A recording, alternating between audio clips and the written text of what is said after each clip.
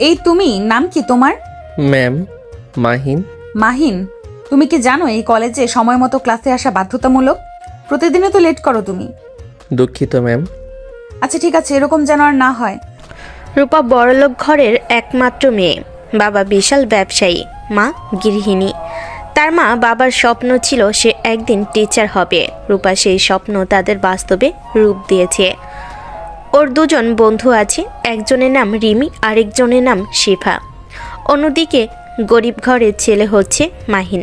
বাবা মা দুজনেই অসুস্থ, তাই ঘরে একমাত্র ছেলে হিসাবে তার সব কিছু দায়িত্ব। সে অনেক কঠোর পরিশ্রমী। দৈনিক কলেজে গিয়ে ক্লাস করে, আবার কলেজ শেষে রিক্সা চালায়। সে অনেক সৎ। তারও দুজন বন্ধু, একজন রিয়াদ, আরেকজন তামিম। ওরা হচ্ছে মধ্যবিত্ত ফ্যামিলির ছেলে। মাহিমের সততা দেখে ওর সাথে বন্ধুত্ব করেছিল। সিটি কলেজ, সকালের সময়ে, সকাল 10টা। ক্লাসের দরজার বাইরে হালকা কোলাহল। রূপা ম্যাডাম নতুন জব শুরু করেছেন, মাত্র 3 সপ্তাহ হলো। সবাই জানে উনি সুন্দর, স্মার্ট, স্টাইলিশ, কিন্তু একটু অ্যাটিটিউড আছে। আজ রূপা পরেছে সাদা শাড়ি, সাথে নীল বর্ডার, খোলা চুল, চোখে হালকা কাজল। অসম্ভব সুন্দর লাগতেছে তাকে। ক্লাসে ঢুকে রূপা টেবিলের উপর বই রাখলেন, তারপর চোখ ঘুরালেন ক্লাস জুড়ে। তোমরা সবাই ঠিকমতো এসেছো তো? আজকের ক্লাসে আমি চাই কেউ দেরি করবে না। ঠিক তখনই দরজাটা ধীরে ধীরে খুলে যায়। ঘামে ভেজা এক ছেলে ভেতরে ঢোকে, হাতে পুরনো ব্যাগ, মুখে ক্লান্তির ছাপ।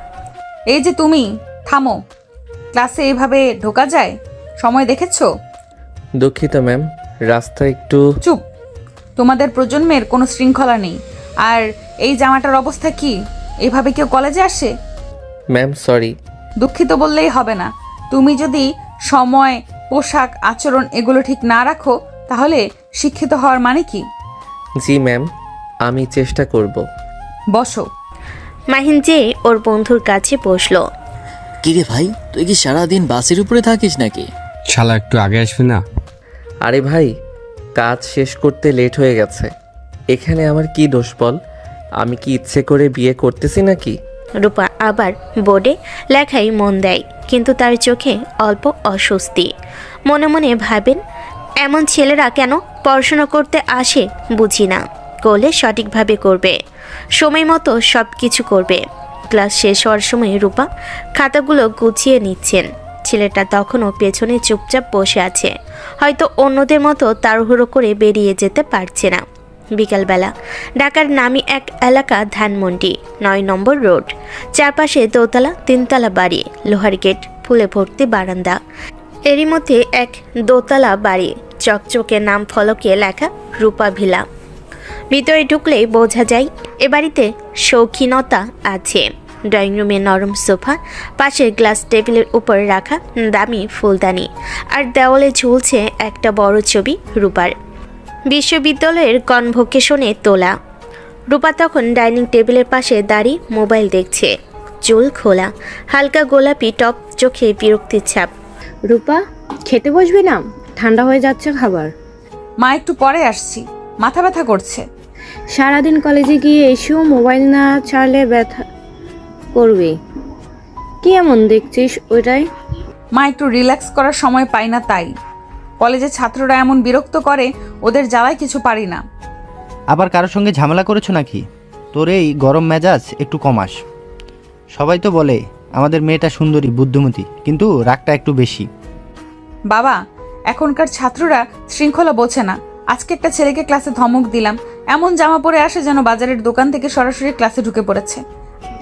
ওহো, তুই আবার কাকে কি বললি? ছেলেটা আবার মনে কষ্ট পেয়ে কিছু করে না তো? আমি সত্যি বলেছি মা, শিক্ষক মানে শুধু পাঠ্য বই শেখানো না, চরিত্রও গড়তে হয়। যদি এখনই শিখতে না পারে, ভবিষ্যতে সমাজে জায়গা পাবে কিভাবে? আমাদের মেয়ে একদম নিজের মতো করে জীবন দেখে। তবে সাবধানে চলিস মা, আজকাল ছেলেমেয়েরা আলাদা রকমের, কখন কে কেমন রিয়্যাক্ট করবে বলা তো যায় না। জানি বাবা, কিন্তু আমি কাউকে অপমান করতে চাইনি, শুধু ঠিক করতে চেয়েছি। রূপা চুপচাপ পানির গ্লাস হাতে নেয়। ঠিক আছে, এখন খেয়ে ফেল। আর কাল বিকেলে রিমি আর শিপা আসবে, তাদের সঙ্গে একটু গল্প করিস। তোদের বন্ধুত্বের কথা শুনে সবাই বলে 3 পড়ি নাকি। হ্যাঁ, ওরা আমার রিলিফ। যতই চাপ থাকুক না কেন জীবনে, ওদের সঙ্গে কথা বললে সবকিছু দূর হয়ে যায়। কাল রাতে আমি এক জায়গায় ডিনারে যাব, তুই চলিস। এক নামী ব্যবসায়ী ছেলে আসবে, খুব ভালো পড়াশোনা করছে, তোকে একবার দেখা দিতে বলেছিল। বাবা, তুমি আবারই শুরু করলে? আমি এখনই এসব ভাবতে চাই না। আমার ক্যারিয়ার, ক্লাস সবকিছু শুরু মাত্র। আমি তো জোর করছি না, শুধু ভাবলাম ভালো একটা পরিবার হলে ক্ষতি কি? তুই তো একাই, আমাদের পরে তোর পাশে কেউ থাকুক এটাই চাই। তোর বাবার কথাটা খারাপ না, আমরা তোদের মতো বয়সে সংসার সামলাতাম। মা, সময় বদলেছে। আমি এখন নিজের পরিচয় তৈরি করতে চাই, কারণ নামের নিচে নয়। ঠিক আছে ঠিক আছে, রাগ করিস না। আমাদের মেয়ের মাথা যে নিজের মতো করে চলে এটা তো জানিস। রূপা মুচকি হেসে চলে গেল। সকালটা তখনও পুরোপুরি জাগেনি। শহরের এক কোণে পুরনো ইটের ঘরটাই ছাদের টিনে বৃষ্টির পুরনো দাগ, আর বাতাসে এক ধরনের গরম ঠান্ডা মিষ্টি ঘ্রাণ। ঘরটার নাম বড় করে বলে বাড়ি হয় না, এক রুম, এক চিলতে বারান্দা, পাশে চুলার জায়গা, আর সেই ছোট্ট ঘরটায়ও একটুকু মমতা ও এমনভাবে ছড়িয়ে আছে, মনে হয় এখানে দুনিয়ার সব সুখ লুকিয়ে আছে। মাইন তখনও ঘুমের ভেতর আধো জাগা। রাতভর রিক্সা চালিয়ে ফিরেছে সে। গায়ে ঘাম, চোখে ক্লান্তি, কিন্তু মুখে শান্ত একটা ভাব। তার মা হাসিনা বেগম তখন চুলার পাশে বসে ভাত বসাচ্ছে। পাশেই পুরনো রেডিও মাঝে মাঝে খটখট আওয়াজ দিয়ে একটা পুরনো গান চালাচ্ছে।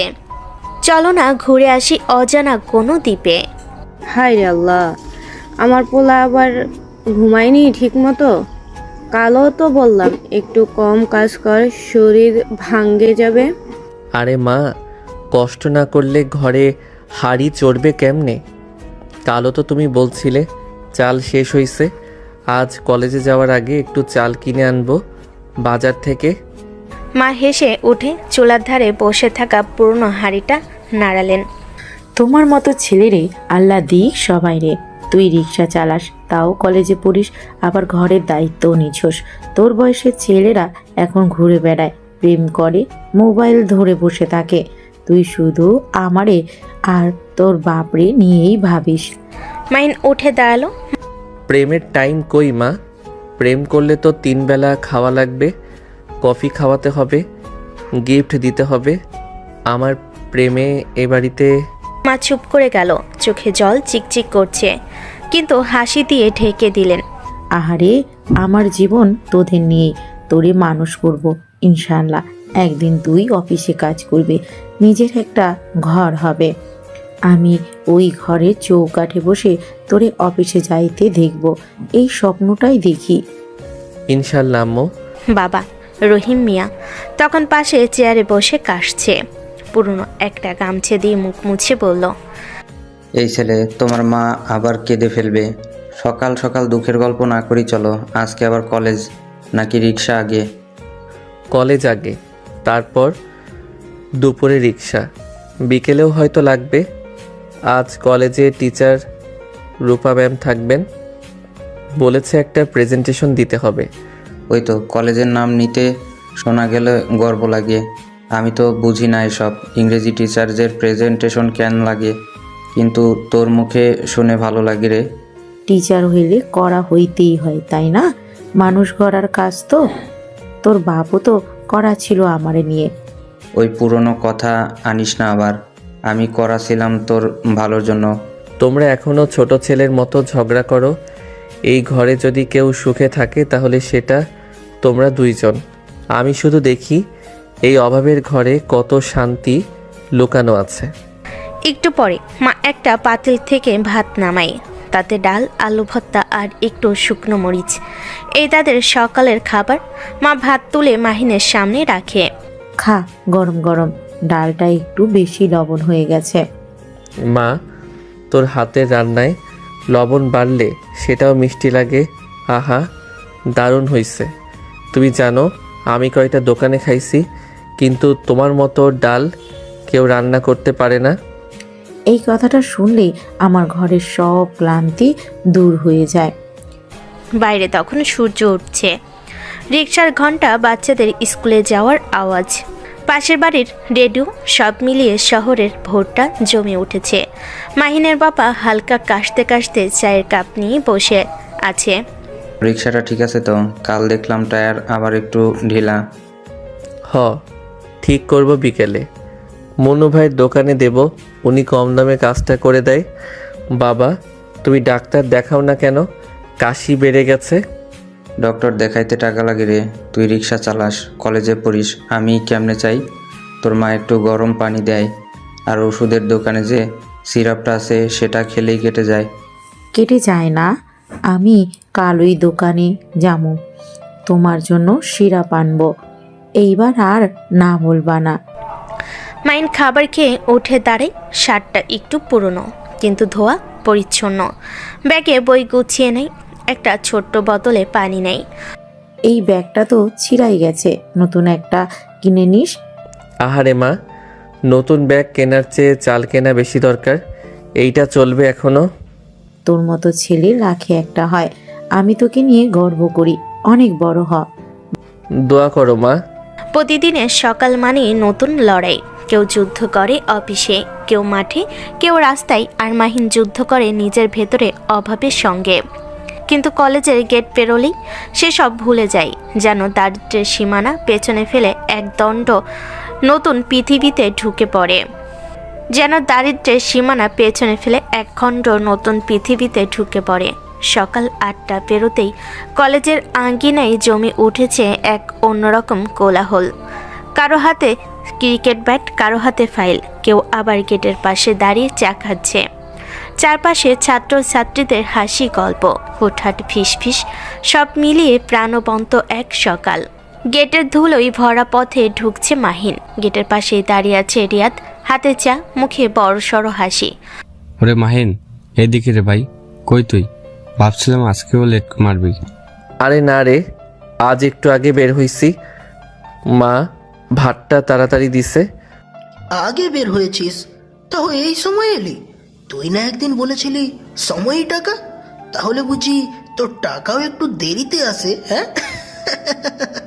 নে ভাই চা খা, আজকে বিল আমি দিব। তোদেরটাই তো খাই ভাই, কোন দিন খাওয়াতে পারলাম না। আল্লাহ বানাইলো গরিব। এই কথাটা বাদ দে ভাই, গরিব বললে গালি মনে হয় এখন। তুই আমাদের টিমের সেরা খেলোয়াড়, তোরে ছাড়া খেলা জমে কেমনে? খেলা? আজ আবার কি খেলা? আরে ভাই, শুনছিস না কলেজে নাকি ইন্টার ডিপার্টমেন্ট ফুটবল টুর্নামেন্ট হবে এই মাসের শেষ সপ্তাহে। আজ স্যার নোটিশ লাগাইছে বোর্ডে। সত্যি? আমি তো দেখলাম না। তুই ক্লাসে গেলে কেমনে দেখবি? সারাদিন তো কাজ আর ক্লাসের মাঝখানে ঝড়ের মতো চলাফেরা করিস। তোর নাম আমরা আগে দিয়ে দিছি, আমাদের টিমে ফরওয়ার্ড তুই। আরে ধুর, আগে জিগাইয়া নিস। আমি এখন রিক্সাও চালাই, কলেজে আসি, আবার খেলা খেললে শরীর টিকবে নাকি?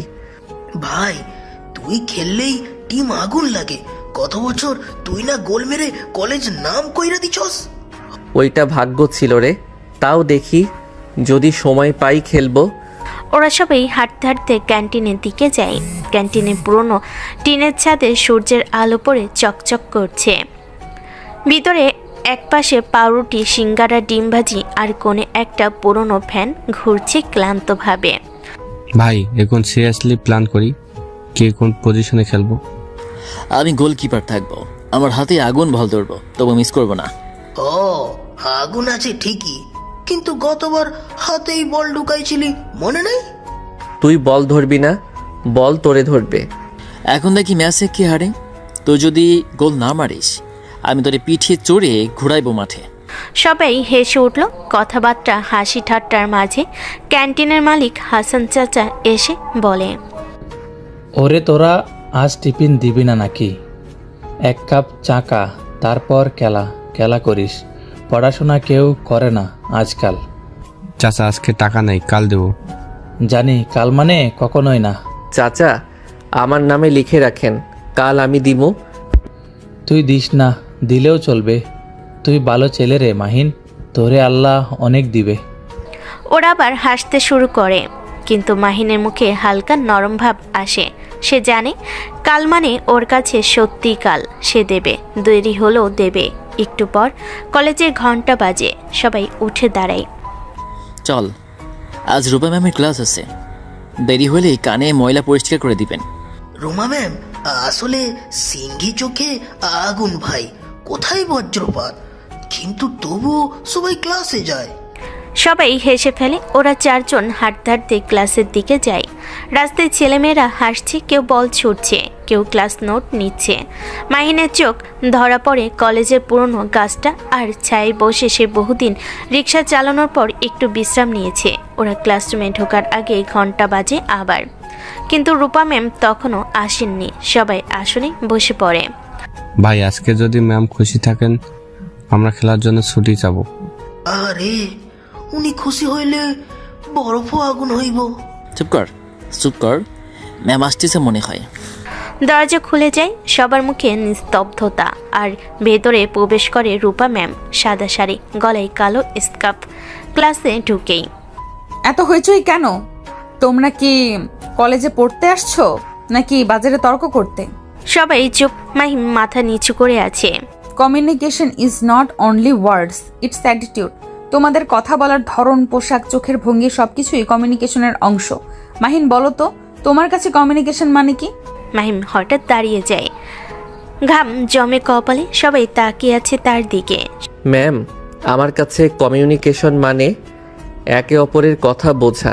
যেমন মার সঙ্গে ছেলের সম্পর্কেও কথা কম, কিন্তু বোঝাপড়া বেশি থাকে। ভালো বলছো, বসো। উফ ভাই, আজ তো তুই ইতিহাস লিখলি। এখন যদি ম্যাম মার্কস দেয়, আবেগ দেখে তুই ফুল নম্বর পেয়ে যাবি ভাই। না রে, ম্যাম এখন প্রেমে পড়ে যাবে মনে হয়। সবাই একসাথে হেসে ফেলে। এই হাসিটা থামাও। তোমরা কি সার্কাসে এসেছো? পুরো ক্লাস আবার চুপ। রিয়াদ ঠোঁট কামড়ে ফিসফিস করে, এজন্যই বলি হাসিও এখানে অপরাধ। ক্লাস শেষে ঘন্টা বাজলো। রূপা ম্যাম ব্যাগ গুছিয়ে বেরিয়ে গেলেন। ওরা চারজন তখনই ফিসফিস করা শুরু করলো আবার। ভাই আজকে আবার একটা ইতিহাস হলো। ম্যাম তোকে দেখে একদম থেমে গেল। মনে হয় ম্যাম প্রথমবার কাউরে উত্তর দিতে শুনে সন্তুষ্ট হয়েছে। ভাই, আজকে তোদের সামনে আমার একটা ঘোষণা আছে। আমাদের টিমের নাম হবে ফায়ার 11। ফায়ার মানে তো গরম মাথা ভাই। না, আমাদের আগুনের মতো জেদ। আর মাহিন ভাই হবে আমাদের ক্যাপ্টেন।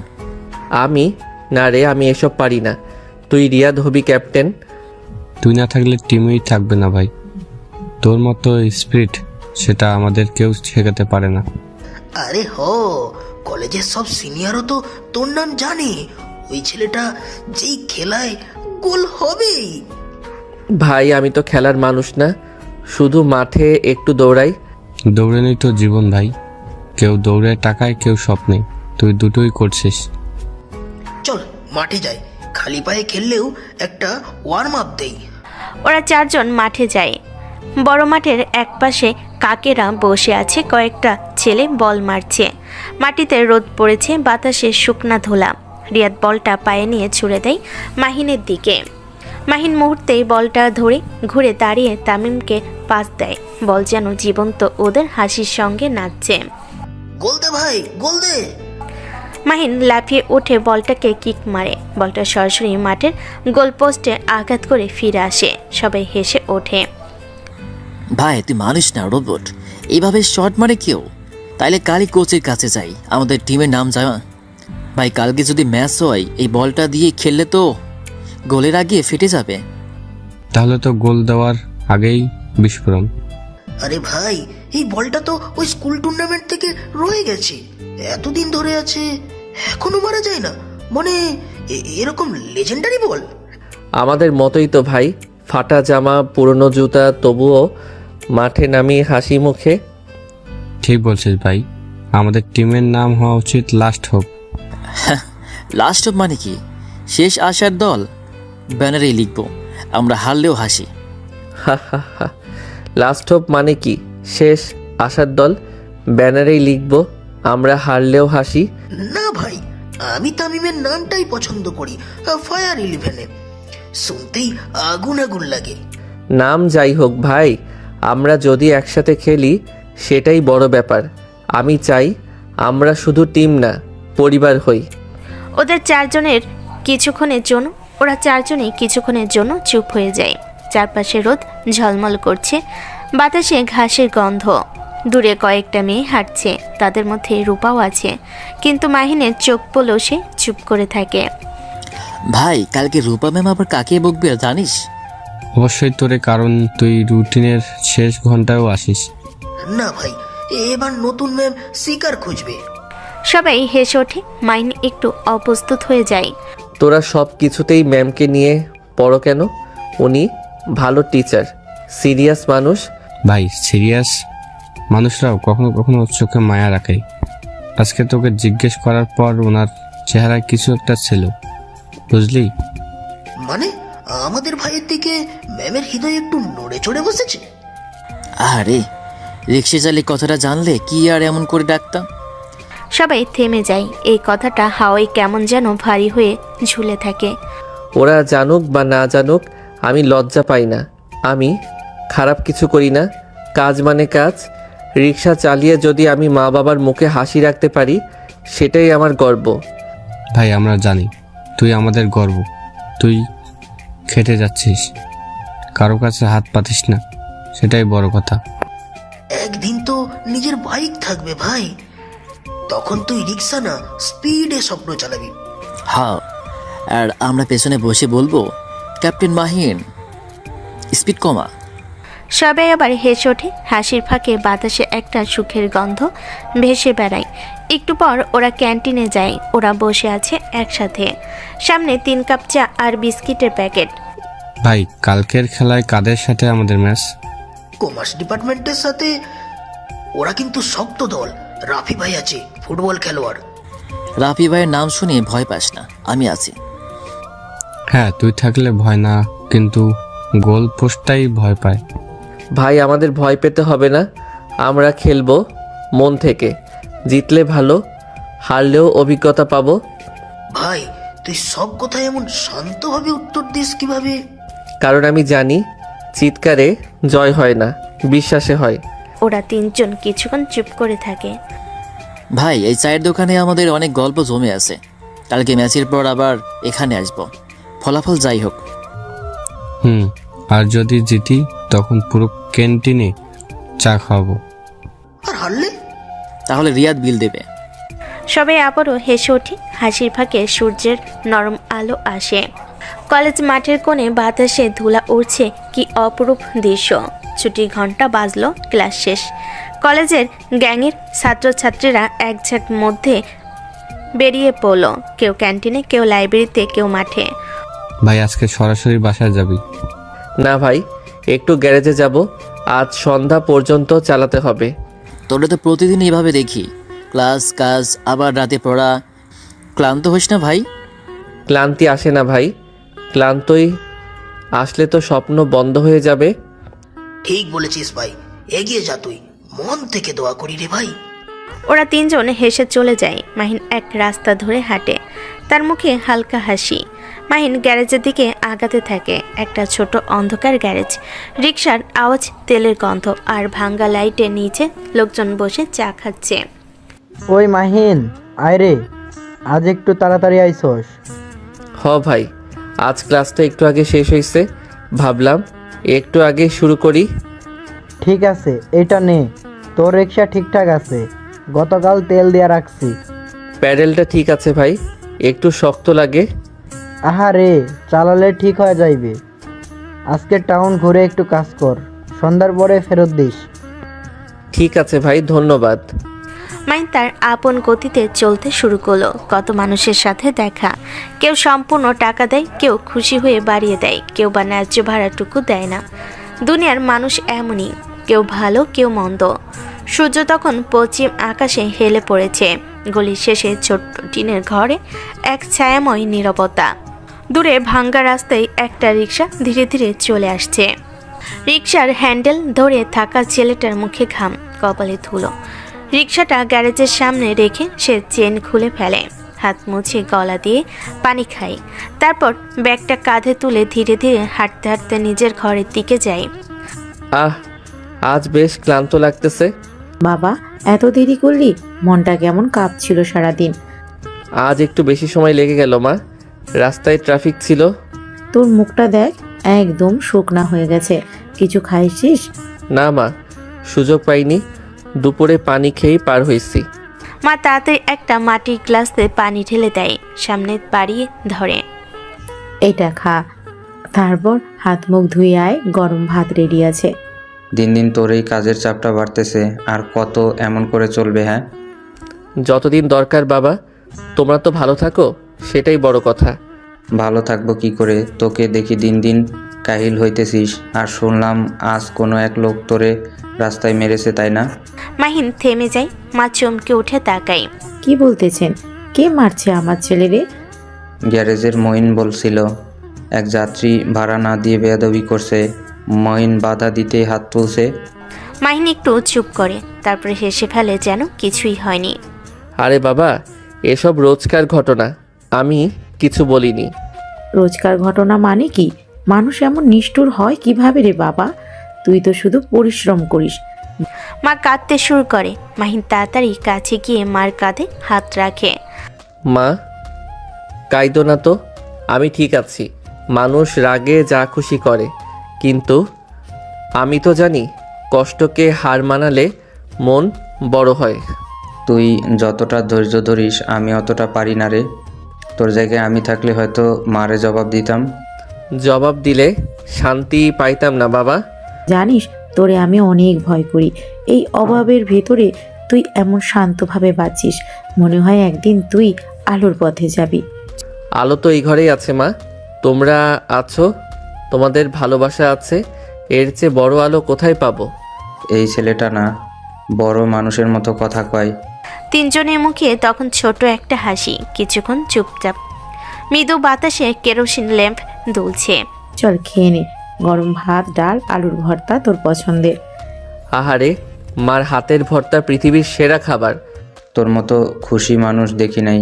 গরিব হইয়া এমন খুশি। বাবা, গরিব মানে কি অখুশি হওয়া? আমাদের টাকায় কমতি, কিন্তু মন ভরা। এভাবে চলে যাচ্ছে ওদের জীবন, সুন্দর সাবলীল ভাবে। খাওয়া শেষ, মা থালা ধুচ্ছে, বাবা বিছানায় শুয়ে পড়েছে। বাইরে হালকা বাতাসে টিনের ছাদ কেঁপে ওঠে। মাহিন মাটিতে পাটি বিছিয়ে বসে, সামনে একটা কেরোসিন ল্যাম্প। আলো কম, কিন্তু সেই আলোতেই তার চোখে একরা স্বপ্ন জ্বলছে। মাহিন বই খুলে বসে, পুরনো পৃষ্ঠাগুলো মলিন, কিন্তু তার হাতে যেন নতুন আলো। সে নিজেই চুপচাপ পড়ে, ঠোঁট নড়ে নড়ে, শব্দহীন উচ্চারণ। আগামী সপ্তাহে পরীক্ষা, ইংরেজি রচনাটা ভালো করে মুখস্থ করতে হবে। পাতা উল্টাতে উল্টাতে মাহিন পড়ছে, honesty is the best policy. আহা, এই কথাটাই তো আমার জীবন। বাইরে ঝিঝি পোকা ডাকছে, ঘরে মা ঢোকে একটা গামছা হাতে নিয়ে। এই পড়ছিস নাকি এখনো? চোখ তো ঝাপসা হয়ে যাবে বাবা, একটু বিশ্রাম নে।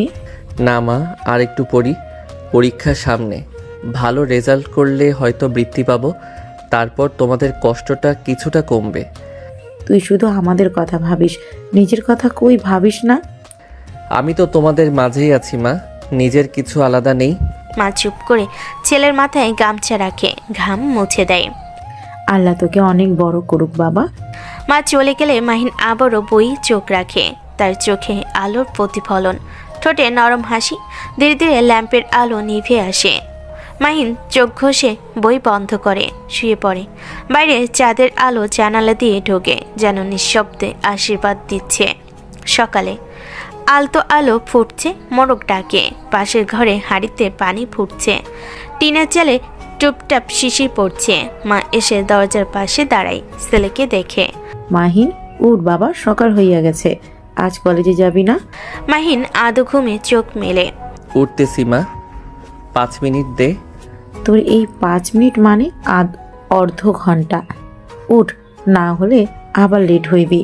মা, তুই আমার অ্যালার্ম ঘড়ি। আর তুই আমার একমাত্র দুশ্চিন্তা। মা পানির গামলাতেই মাহিন মুখ ধোয়, ঠান্ডা পানি গায়ে লাগতেই একটু কুকড়ে ওঠে। আহ, কি ঠান্ডা পানি রে মা। গরম করতে পারি নাই বাবা, কয়লার চুলা নেভে নাই এখনো। ঠিক আছে মা, ঠান্ডা পানি ভালো, মনটা ফ্রেশ লাগে। এই রুটিটা নে, দুপুরে কলেজে খেয়ে নিস। তুমি কিছু খাওনি? আমি খেয়ে নিব পরে, তুই এখন চল। দোয়া করো মা। আল্লাহ তোকে হেফাজত করুক বাবা। কলেজের মাঠে ভোরের আলো ছড়িয়ে পড়েছে, চারিদিক হালকা কুয়াশা, মাঠে কচি ঘাসে শিশির। গেটে ঢুকছে মাহিন, ব্যাগ ঝোলানো, গায়ে পরিষ্কার হলো পুরনো জামা, চোখে আত্মবিশ্বাস, ঠোঁটে হাসি। দূর থেকে রিয়াদ হাত নেড়ে ডাকছে। এইদিকে আয় ভাই। আরে মাহিন, আজ কিন্তু তুই বেশ স্মার্ট লাগতেছিস।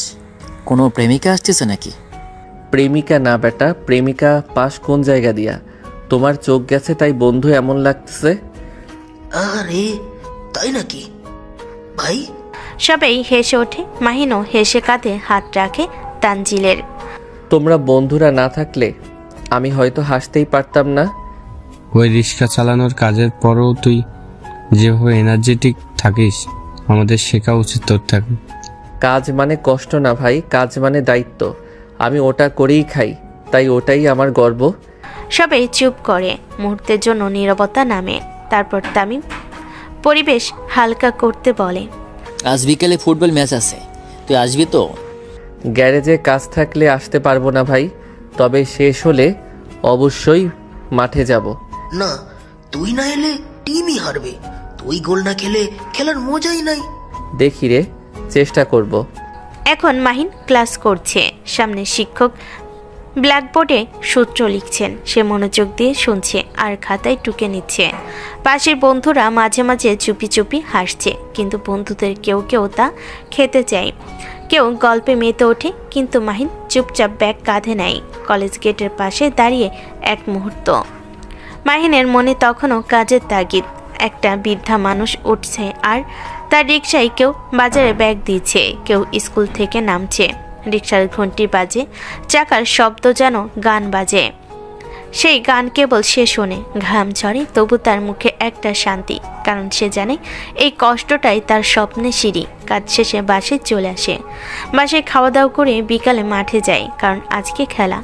মাঠে বড় বড় ব্যানার টানানো, চারিদিকে ছাত্রদের ভিড়, কেউ হুইসেল বাজাচ্ছে, কেউ ব্যানার নেড়ে চিৎকার করছে। বাতাসে উত্তেজনা টকবক করছে। ক্যামেরা ঢোকে মাঠের এক কোণে। এখানে 4 জন বন্ধু দাঁড়িয়ে, রিয়াদ, তামিম, তানজিল আর মাহিন। 4 জনের মুখে উচ্ছ্বাস, কিন্তু মাহিনের চোখে একটু লজ্জা। ওই ভাই মাহিন, আজকে কিন্তু হেরে গেলে তোরে আমরা বাসে ঢুকতে দেব না। একদম ঠিক কইছিস, আজকে কিন্তু খেলার দিন, কলেজের সুনাম। আমি তো জার্সিটা একদম ধুইয়া ইস্ত্রি কইরা আনছি, কিন্তু আমাদের টিমের ক্যাপ্টেন যদি দুর্বল হয়ে পড়ে তাহলে কিন্তু গোলের আশা নাই ভাই। আরে ভাই রে, তোরা এমন করতেছ কেন? আমি তো ভয় পাই না, তবে আজ রোদটা জঘন্য। রোদ না থাকলে মাঠ কেমন লাগে? সূর্যের আলো ছাড়া খেলা হয়? তোরে দেখে তো মনে হয় তুই সূর্যকেও হারাই দিবি। আরে ওরে দেখ, হাসতেছে। এখন ঠিক গোল না দিলে কিন্তু ওর হালুয়া বানাবো। গোল আমি দেব ভাই, চিন্তা করো না। তবে টিম ওয়ার্ক না থাকলে গোল হইব না। একা আমি কিছু করতে পারবো না। এখনো লেকচারে নামছিস? মাঠে লেকচার না দিয়ে গোল দে, বুঝাছিস? এখন বল, তুই ফরওয়ার্ডে খেলবি, আমি মিডি, তানজিল ডিফেন্সে আর তামিম গোলকিপার। বাকিরা যার যেমন চায় তেমন পজিশনে খেলুক, ঠিক? আরে গোলকিপার আমি হই, মানে আমার দিকে কেউ আসলেই গোল হইব না, এই নিশ্চয়তা দিচ্ছি। গতবারের মতো বল ধরার বদলে মাথায় খাইবি না তো? চুপ কর, ওটা দুর্ঘটনা ছিল, বলটা বাঘ খাইছিল, বুঝছিস? সবাই হেসে ওঠে। তোমরা হাসো হাসো, পরে দেখবো নে কি করো তোমরা। দূরে হুইসেলের শব্দ শোনা যায়। খেলাটা শুরু হবে। মাঠের ওপারে প্রতিপক্ষ দল দাঁড়িয়ে, রঙিন জার্সি, আত্মবিশ্বাসী চেহারা।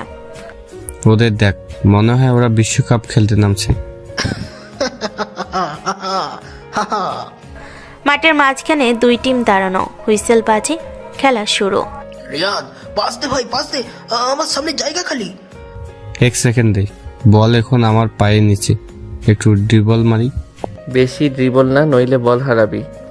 রিয়াদ হেসে পাশ দেয়, মাহিন বল ধরে, এক ডিফেন্ডার পেরিয়ে যায়, দর্শকরা চিৎকার দেয়। ওরে ভাই, দৌড় দে, দৌড় দে। মাহিন বল নিয়ে এগোয়, কিন্তু হঠাৎ ডিফেন্ডার ব্লক করে ফেলে দেয়। ফাউল? রেফারি এটা রেফারি, এটা স্পষ্ট ফাউল। রেফারি হুইসেল বাজিয়ে ফ্রি কিক দেয়। সবাই একসাথে চিৎকার করে ওঠে। মাহিন উঠে পড়ে, হাঁটু মুছে হাসে। কিছু না ভাই, আমি ঠিক আছি। এটা তো খেলারই অংশ। ভাই তুই কেমন মানুষ, সবাই রাগ করে আর তুই হেসে উঠে পড়িস। রাগ করলে মন ভার হয় ভাই। আমি খেলতে এসেছি, রাগ করতে না। খেলা এগোচ্ছে, সময় কমে আসছে। স্কোর 1-1, দর্শক উত্তেজিত।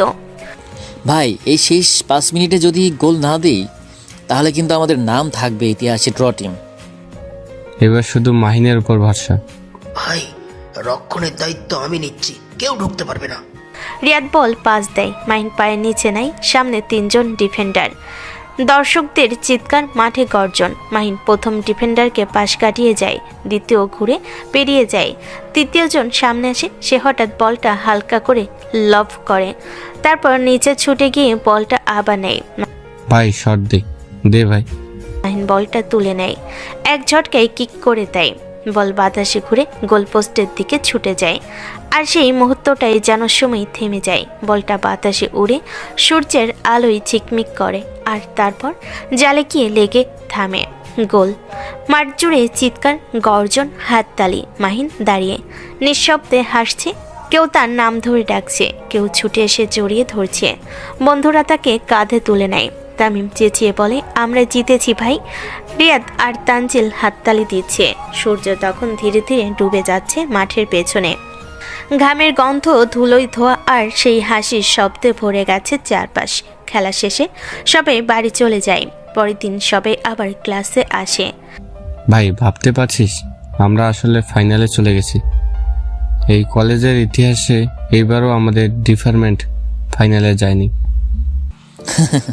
ভাই আমি এখনই বিশ্বাস করতে পারতেছি না, গতকাল তো মাঠে আমরা আগুন লাগিয়ে দিছি। আগুন লাগাইছিস ঠিকই, কিন্তু বল ধরার জন্য যে তুই হোঁচট খাইছিলি সেই দৃশ্যটা এখনো আমার চোখে ভাসে ভাই। ওইটা ছিল নাটকীয় স্লাইড, বুঝছিস? ওইটাই দর্শক টানছিল। হ্যাঁ রে, ওর ওই স্লাইডে আমার হৃৎপিণ্ড বন্ধ হয়ে যাচ্ছিল। মনে হয়েছিল বল গোল পোস্টে ঢুকবে। কিন্তু শেষে কি হইল? মাহিন ভাইয়ের কিক একদম সিনেমার মতো। বল জালে লাগেই সবাই দাঁড়িয়ে চিৎকার করছিল, মাহিন মাহিন।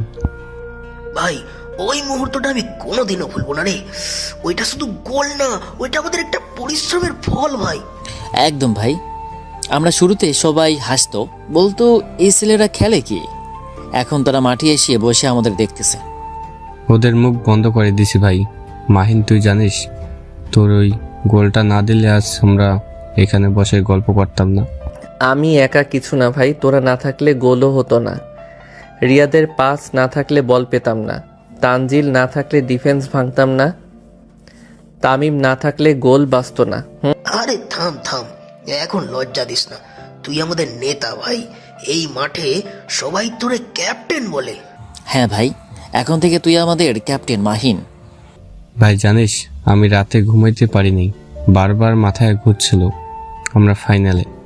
আমিও ভাই ভাবছিলাম এই খেলাটা যদি আমরা জিতি তাহলে পুরো কলেজে আমাদের নাম থাকবে। শুধু কলেজে না ভাই, তখন আমি ফেসবুকে স্টোরি দিব আমরা চ্যাম্পিয়ন। ফেসবুকের আগে প্রথমে জিততে হবে ভাই। ফাইনালের টিম কিন্তু আগের বারের চ্যাম্পিয়ন, ওরা একদম প্রো লেভেল খেলোয়াড়। আমি জানি, ওদের খেলা আমি দেখেছি। ওরা শক্তিশালী, কিন্তু ভয় পাবো না। ঠিকই কইছস ভাই, ভয় না পাওয়াই আসল শক্তি। কিন্তু ভাই আমি একটু চিন্তায় আছি, আমাদের বুক ফাটা জার্সি ছিঁড়ে গেছে। মাঝে হালকা বিরতি। গাছের ছায়া লম্বা হয়েছে। মাহিন ব্যাগ থেকে পানি বের করে খায়। ভাই তুই কাল রিক্সা চালাতে গেছলি, খেলার পর তোর শরীর ব্যথা ছিল না? গেছি ভাই, কষ্ট তো আছেই, কিন্তু ঘরে বসে থাকলে মা চিন্তা করে। একটু চালাইছি, তারপর চলে আসছি। তোরে দেখে ভাই মনে হয় মানুষ চাইলেই কত বড় হতে পারে। কষ্টে থেকেও তুই হাসিস, অন্যের ভালো চিন্তা করিস। সত্যি ভাই, তুই আমাদের অনুপ্রেরণা। আরে ছাইরা দে ভাই, এসব বড় কথা বলিস না। আমি শুধু আমার কাজটা করি, আর কাজ করতে ভালো লাগে। এই মন নিয়েই তুই মাঠে জিতিস ভাই। ফাইনালে দেখবি আমরা সবাই আগুন হব। ইনশাল্লাহ জিতবই ভাই, কলেজের ইতিহাস আমরাই লিখবো। ইনশাল্লাহ ভাই, এখন সবাই উঠি, চল ক্লাস করে বাসায় চলে যাব। হ্যাঁ হ্যাঁ চল।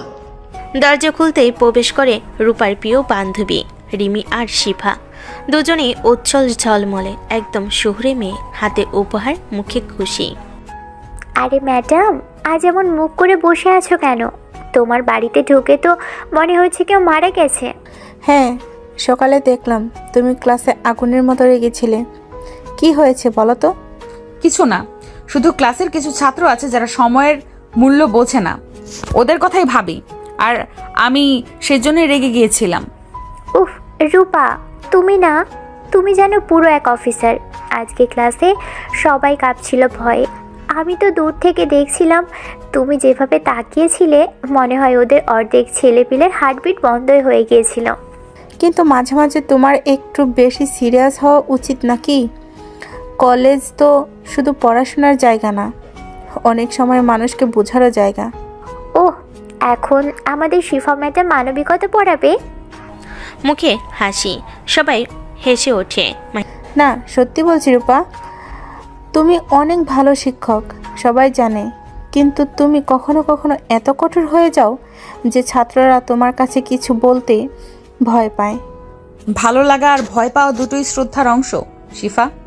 আমি চাই ওরা আমার সামনে দায়িত্ব বুঝে কথা বলুক। কিন্তু যদি কখনো তোমার ওই কঠোর মুখটা নরম হয়ে যায়, তাহলে হয়তো কেউ তোমার কাছ থেকে আরও শেখার সাহস পেত। হয়তো, কিন্তু আমি যেমন তেমনই থাকতে পছন্দ করি। তুমি কি কখনো নিজের ছাত্রদের দিকে মন দিয়ে দেখো? মানে কে কেমন মানুষ, কেমন জীবনযাপন করে, সেটা জানার চেষ্টা করো? না, সব সময় না। আমি শুধু তাদের ফলাফল দেখি, উপস্থিতি দেখি, আচরণ দেখি, কিন্তু ওদের জীবনের ভেতরের গল্পগুলো হয়তো দেখি না। তাই তো বলি, মাঝে মাঝে তোমার চোখে শুধু বইয়ের পাতার মানুষগুলো ধরা পড়ে, জীবনের পাতাগুলো না। দরজা ঠেলে ঢোকে, মুখটা ক্লান্ত, জামাটা ঘামে ভেজা, হাতে রিকশার চাবি, পকেটে সামান্য ভাড়া, চোখে কেমন একটুখানি অবসাদ। মা, আমি আসছি। আসছো বাবা? কই ছিলাম, আজ অনেক লেট হয়েছে, কিছু খাইছো? না মা, খাইনি, ক্যান্টিনে যাবো ভাবছিলাম, কিন্তু আজকে টাকাটা ঠিকঠাক হাতে আসে নাই। আহারে, সারাদিন গরমে রিক্সা চালাও, কলেজে যাও, আবার খাওন না খাইয়া থাকো। বসো বাবা, আমি ভাত ধইরা দেই। কিরে বাবা, আজ রিক্সা ভালো চললো? ভালোই আব্বা, শুধু এক লোক একটু ভাড়া নিয়ে কথা কইছিল, কিন্তু পরে ঠিক হয়েছে, বেশি কিছু না। মানুষের সহ্য করতে হয়, দুনিয়া এখন টাকার দুনিয়া, কিন্তু সবসময় মন ভালো রাখতে হয়। জানি আব্বা। আপনি কেমন আছেন? কাশি কেমন? একই আছে বাবা, কাশলে মনে হয় বুক ফুল্লা যাইব, কিন্তু এখন ঠিক আছি। তোর মা সকালে থেকে লবণ গরম পানি কইরা দিছে, সেইটাই গড়গড়া দিছি, একটু আরাম পাইছি। এইটারে তুই আরাম কো? 3 দিন ধরে কাশি থামতেছে না, তারপরও কাজ করতে চাও। আমি কইলাম না রেস্ট নাও? তাই কলেজ মাঠটা যেন আজ উৎসবের মাঠ, চারিদিকে banner, final match, class 12 science বনাম আর্টস বিভাগ। মাঠের পাশে দোকান বসেছে, কেউ ভাজা বাদাম বিক্রি করছে, কেউ ঠান্ডা লাচ্ছি, ছাত্ররা উল্লাসে মতোয়ারা। গ্যালারিতে মেয়েরাও বসেছে, তাদের মধ্যে রূপা, রিমি আর শিফা তিনজনে উপস্থিত, যেন আলাদা আলো ফেলে দিয়েছে চারপাশে। এই ভাই, আজকে যদি হেরে যাই আমি কলেজে, মুখ দেখাবো না। হারবো কেন? আমাদের দলে মাহিন আছে রে, 1 গোল দিলেই পুরো গ্যালারি ফাটবে। তবে ভাই, চাপ অনেক। আজকে তো ম্যাডাম রূপাও আসছে নাকি? তুই দেখি খবর রাখোস ভালোই। রূপা ম্যাডাম আসছে মানে এখন মাহিনের সামনে একটু বাড়তি দর্শক চাপ। চুপ কর পাগল, ওর নাম নে না সামনে। তোমরা আবার কি ষড়যন্ত্র করতেছো? কিছু না ভাই, রূপা ম্যাডাম আসছে এই খবর দিছি। ও আচ্ছা, থাক, ম্যাডাম দেখুক খেলা, আমাদের কাজ মাঠে ভালো খেলা। এই হচ্ছে আমাদের ক্যাপ্টেন, একটু টেনশন করে না ভাই। মাইকে বলতেছে ভদ্রমহিলা ও ভদ্রলোকগণ, আজকের দিনটা আমাদের কলেজের জন্য এক বিশেষ দিন। ফাইনাল ম্যাচ শুরু হতে যাচ্ছে কিছুক্ষণের মধ্যে। 2 দলই প্রস্তুত, সায়েন্স বনাম আর্টস। সবাই হাততালি দিল, পুরো মাঠ হাততালি ঝড়। ছাত্ররা চেঁচাচ্ছে, ঢাক বাজছে, পতাকা উড়ছে, রেফারির হুইসেল বাজলো, মাঠে একসাথে দৌড় শুরু হলো। বলটা ছুটে গেল ঘাসের উপর দিয়ে। ধুলোয় মেঘ উড়ে উঠল পায়ের তলে। মুহূর্তের মধ্যে সায়েন্স আর আর্টস দলের সংঘর্ষ শুরু। এক একটা ট্যাকল যেন বজ্রপাতের মতো, এক একটা পাত যেন তলোয়ারের মতো ধারালো। মাঠে শব্দের বুটের আওয়াজ, বলের ধাক্কা, দর্শকদের গর্জন সব একসাথে মিলেমিশে যেন এক রণক্ষেত্র। মাহিন তখন মাঠের মাঝ বরাবর দৌড়াচ্ছে। তার চোখে কোনো ভয় নেই, শুধু এক অদ্ভুত স্থিরতা। মাটিতে রোদ পড়েছে, ঘামের ফোঁটা চোখে ঢুকছে, তবু সে দৌড় থামাচ্ছে না। তার শরীরে ক্লান্তি নেই, যেন পুরো কলেজের আশা তার পায়ে নিচে বাধা। প্রথমার্ধে কোনো দলই গোল পেল না। প্রতিপক্ষ শক্ত, তাদের ডিফেন্স অটল, পাশগুলো নিখুঁত। মাহিন থামছে না। প্রতিটা আক্রমণ, প্রতিটা ট্যাকল, প্রতিটা শট সে নিজের জীবনের মতো লড়ে যাচ্ছে। এ যেন খেলা শুধু ট্রফির জন্য না, বরং নিজের অস্তিত্বের লড়াই। গ্যালারিতে তখন সূর্য নেমে যাচ্ছে ধীরে ধীরে। মেয়েরা স্কার্ফ দিয়ে মুখ মুছছে, ছেলেরা গলা ফাটিয়ে চেঁচাচ্ছে। মাইকে ঘোষণা আসছে, স্কোর এখনো 0-0। ম্যাচের দ্বিতীয়ার্ধ শুরু হতে যাচ্ছে। দ্বিতীয়ার্ধ শুরু হতেই খেলার আগুন লেগে গেল। প্রতিপক্ষের আক্রমণ এখন আগের চেয়ে তীব্র। একের পর এক শট, গোলপোস্টের পাশে বল গিয়ে বেরিয়ে যাচ্ছে। সায়েন্সের ডিফেন্স ভেঙে পড়ার উপক্রম, কিন্তু তখনই এক কোণে বলটা মাহিনের পায়ে আসে। মুহূর্তের মধ্যেই মাঠ নিস্তব্ধ। সবাই তাকিয়ে আছে। সে নিজের দলের হাফ থেকে বল নিয়ে দৌড় শুরু করে। পেছনে দুজন ডিফেন্ডার, সামনে একজন মিডফিল্ডার ছুটে আসছে। বলটাকে বাম দিকে ঠেলে এক ডিফেন্ডারকে পাশ কাটায়। দ্বিতীয়জন সামনে এলো। সে এক মুহূর্তে ডান দিকে ঘুরে আবার বল ফিরিয়ে বাম দিকে। পুরো গ্যালারি গর্জন উঠল, মাহিন, মাহিন। রূপা বসে আছে গ্যালারির এক কোণে। তার চোখে সেই মুহূর্তের এক অজানা বিস্ময়। সে যেন প্রথমবার দেখছে গরিব ছেলেটা, যাকে সে একদিন অপমান করেছিল, আজ মাঠে এক যোদ্ধা হয়ে দাঁড়িয়ে আছে। তার প্রতিটা দৌড় যেন আগুনের রেখা আঁকছে ঘাসের উপর।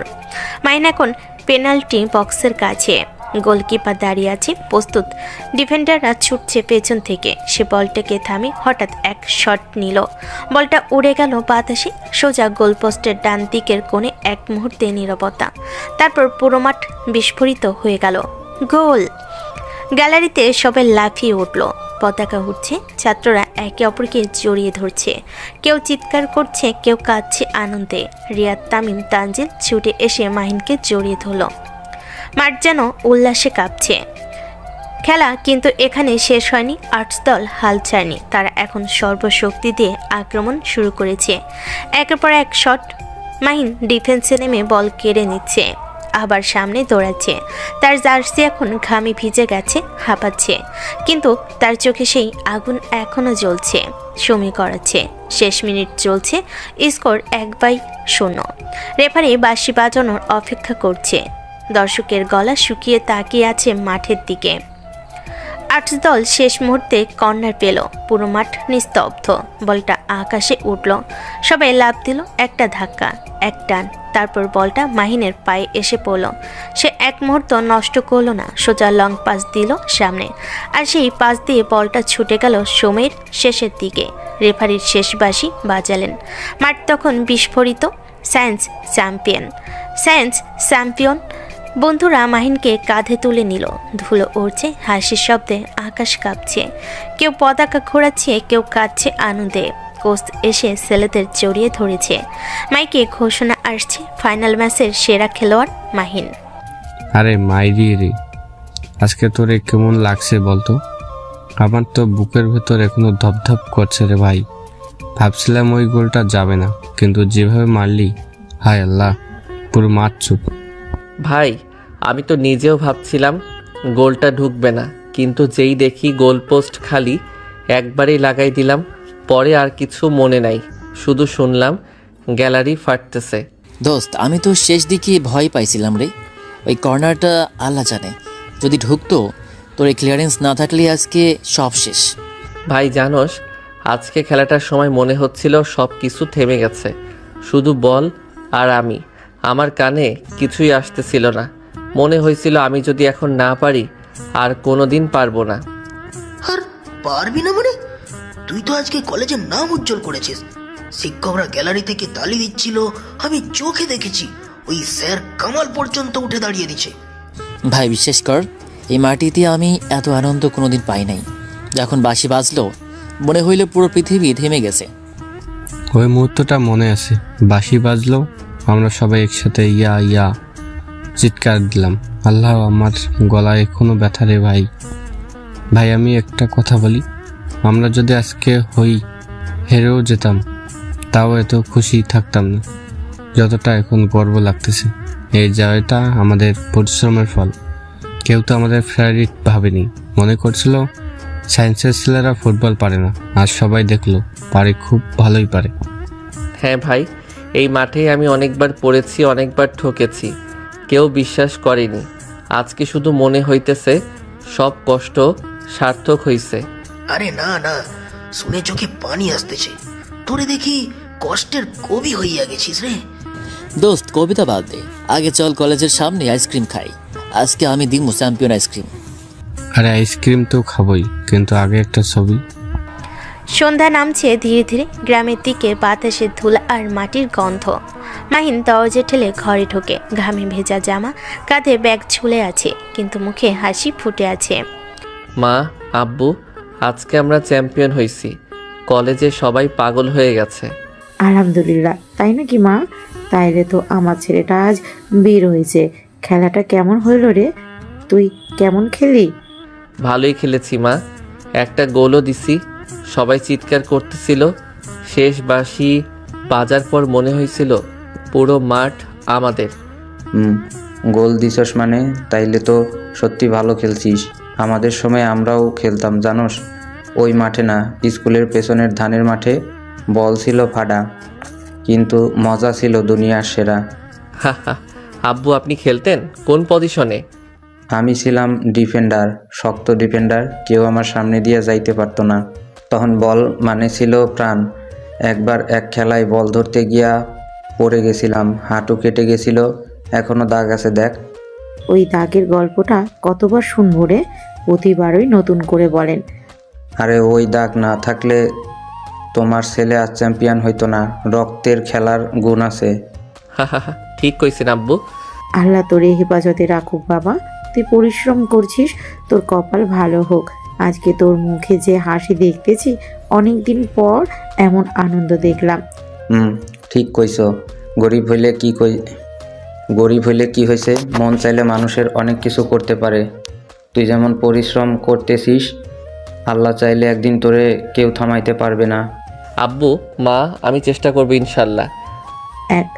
এখন চেষ্টার কথা বাদ দে, আগে খাবার খা। তোর জন্য ভাত ডাল গরম করে রাখছি। খেলায় যত এনার্জি খরচ করিস, এখন ভাত খা, তারপর একটু ঘুমা। কাল আবার কলেজে তোরা তারকা হইয়া যাইবি, তাই না? জানি না আব্বু, তবে আজকে মনে হইতেছে আমি সত্যি কিছু করতে পারছি। জানোস, তোর ওই খেলাটা মনে করাইয়া দিল আমার ছোটবেলা। তখন আমি গেঞ্জি পরে মাঠে নামতাম, খালি পায়ে বল মারতাম। তখনকার আনন্দ অন্যরকম ছিল রে। এখন দেখি তোরা কলেজে খেলিস, গোল করিস, মনে হয় সময় কত বদলাইছে। সময় বদলাইছে ঠিকই, কিন্তু খেলাটার মজা ঠিক একই রকম আছে আব্বু। মাঠে নামলে সব কিছু ভুলে যাই। তাই বুঝি আজকে হাসি থামতেছে না? তোর চোখ মুখে যে আনন্দ দেখতেছি, মনে হইতেছে আজকে ঈদ। আজকে সত্যি ভালো লাগতেছে মা। আমরা গরিব, কিন্তু আজকে মনে হইতেছে আমি কারো থেকে কম না। ঠিক এই কথাটা আমার ভালো লাগলো। মনে রাখিস, মানুষকে বড় বানায় টাকা না, মন থাকলে তুই যে কোনো কিছু করতে পারবি। আল্লাহ তোরে আশীর্বাদ দিক মা। তুই অনেক কষ্ট করিস, কিন্তু কখনো অভিযোগ করিস না। এখন এইসব কথা বাদ দে, ভাত খা, তারপর ঘুমা। সকাল সকাল কলেজে যাইবি তো? যাবো মা, অবশ্যই যাব। কাল তো সবাই খেলার কথা বলবে, আমি চাই না দেরি হোক। আর লেট কইরা যাস না, বুঝছিস? আহারে, রিক্সা টানিস, খেলা খেলিস, পড়াশুনো করিস, সব একসাথে। তুই যে কেমন করে সব সামলাইস আল্লাহ জানে। মা, কখনো কষ্ট হয়, কিন্তু তোমার মুখের দিকে তাকালেই মনে হয় সব ঠিক হয়ে যাবে। আহারে, তোর মতো ছেলের মা হইয়া গর্ব লাগে আমার। অন্যদিকে রূপা ওরা তিনজন ফুচকা খেয়ে বের হয়েছে। ফুচকা খেয়ে ওরা মার্কেটের দিকে রওনা শুরু করেছে। এই রূপা, ওই যে সামনের দোকানে গোলাপি শাড়ি দেখছিস, একদম তোর জন্যে বানানো। এই গরমে শাড়ি পরবো আমি? দূর, শাড়ি পরলেই লাগে যেন বুড়ি হয়ে গেছি। বুড়ি তুই হবি না, কিন্তু এই কথাটা শুনে শাড়িও রেগে গেছে এখন। তোর কেমন জানিস, তুই এমন করে বলবি, তারপর ওই শাড়ি কিনে ফেলবি। দেখ রিমি, আমি কিছু কিনি মানে সেটা ট্রেন্ড হয়, তাই ভাবলাম চিন্তা করে কিনতে হয়, বুঝলি? আহা, তুই এখন ট্রেন্ড সেটার। তুই সব কিছুতে পারফেকশন খুঁজিস রে রূপা। জীবনে যদি সবাই তো পারফেক্ট হতো। আমার কাছে যতটুকু পারি সুন্দর করে রাখা মানেই সুখ। আমি কষ্ট, গরিবি, আগোছালো জিনিস পছন্দ করি না। তোর এই একটা কথাই কেমন জানি লাগে রে। কষ্টকেও এক ধরনের সৌন্দর্য আছে, তুই দেখিস না। আমি কষ্টের দিকে তাকাতে চাই না শিফা, ওটা আমার জগৎ না। দরজায় দাঁড়িয়ে আছে মাহিন। বুকের ভেতর নিঃশ্বাস ওঠানামা করছে, ঘাম ঝরছে কপাল বেয়ে। হাতে পুরনো ব্যাগ, জামার গলার একটু ভাঁজ পড়ে গেছে, মুখে কষ্টের সাপ, কিন্তু চোখে লজ্জার দাগ। সরি ম্যাম, আজ সকালে প্রতিদিন এই একই ব্যাপার। তুমি কি ভাবো কলেজটা তোমার বাড়ির উঠান নাকি যখন ইচ্ছা তখন আসবা? ভাই এবার তো শেষ, আজকে আর ওকে বাঁচাতে পারবো না। থাম, কিছু বলবি না, দেখ। রূপার গলা স্বর তীক্ষ্ণ হতে থাকলো। পুরো ক্লাসের সামনে যেন বজ্রপাত নামলো। আমি জানি না তোমার মাথায় কি ঘুরে। তুমি কি ছাত্র নাকি কলেজে শুধু হাজিরা দিতে আসো? তোমার জামা কাপড়ের অবস্থা দেখেছো? এভাবে ক্লাসে আসা যায়? দুঃখিত ম্যাম, আসলে সকালে একটু। থামো, প্রতিদিনই তুমি কোনো না কোনো অজুহাত দাও। একদিন ট্রাফিক, একদিন বৃষ্টি, একদিন কাজ। তুমি কি বোঝো না শিক্ষার্থী মানে শুধু বই পড়া না, নিজের সম্মানও বজায় রাখতে হয়। এমন ছেলেদের জন্যই আজকাল ক্লাসের মান নিচে নামছে। পুরো ক্লাস নীরব, কারো চোখে সাহস নেই তাকানোর। মাহিনের চোখে শুধু অসহায়তা। সে জানে এসব কথার জবাব দিলে আরো বড় ঝামেলা হবে, তাই চুপ করে দাঁড়িয়ে থাকে। তোমার জামাটার দিকে তাকাও তো একবার। এই কাপড় পরে কেউ ক্লাসে আসে? তোমার মধ্যে এক ফোঁটাও শালীনতা নেই। কোন মানসিকতা নিয়ে এখানে পড়তে আসো? ম্যাম, আমি চেষ্টা করি, কিন্তু কিছু কারণে। চেষ্টা? তোমার চেষ্টা মানে কি? নিজেকে ছাত্র বলে দাবি করো, অথচ আচরণ এমন যেন কলেজে মজা করতে এসেছো। ভাই এখন থামুক, মানুষটা দাঁড়াইতে পারতেছে না। চুপ কর, কিছু বলবি না। এখন কেউ কিছু বললে বিপদ আরো বাড়বে। রূপার মুখে রাগ যেন ক্রমশ জমে বরফের মতো শক্ত হয়ে গেল। সে এক মুহূর্ত থামলো, তারপর ধীরে ধীরে এগিয়ে গেল মাহিনের দিকে। পুরো ক্লাস তাকিয়ে আছে, নিঃশ্বাসও যেন কেউ নিচ্ছে না। তুমি জানো তোমার মতো ছাত্রদের জন্যই শিক্ষকরা নিজের কাজ করতে গিয়ে অপমানিত হয়। আমি এত পরিশ্রম করি, কিন্তু তোমাদের মধ্যে এক ফোঁটাও দায়িত্ববোধ নেই। তুমি বেরিয়ে যাও ক্লাস থেকে। ম্যাম, আমি সত্যি দুঃখিত, প্লিজ আর এমন হবে না। আমি বলেছি বেরিয়ে যাও। মাইন তখন ধীরে ধীরে ব্যাগটা তুলে নিল।